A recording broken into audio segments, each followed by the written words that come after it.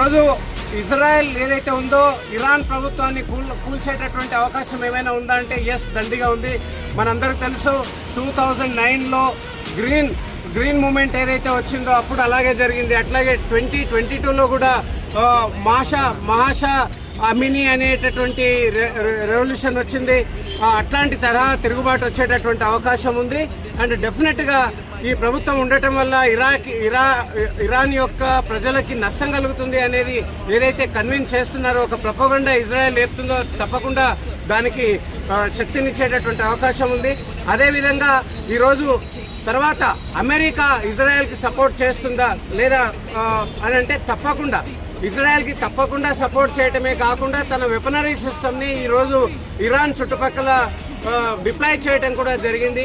So దాన్ని డిప్లొమాటికల్లీగా చాలా pressurise create చేయడం జరుగుతుంది అమెరికా నుండి. అట్లాగే ఇజ్రాయెల్ అటాక్ చేయడానికి భయపెట్టేటటువంటి అవకాశం ఉంది. సో ఆ విధంగా ఈరోజు ఇజ్రాయెల్కి అమెరికా స్ట్రాటజికల్ పార్ట్నర్ కనుక డెఫినెట్గా సపోర్ట్ చేస్తుంది అనేది మనము భావించాలి. అందుకని దీన్ని ఇంకా ముందుకు వెళ్లకుండా శాంతియుతంగా పరిష్కరించేటటువంటి ప్రయత్నాలు వెతకాల్సినటువంటి అవసరం ఉంది.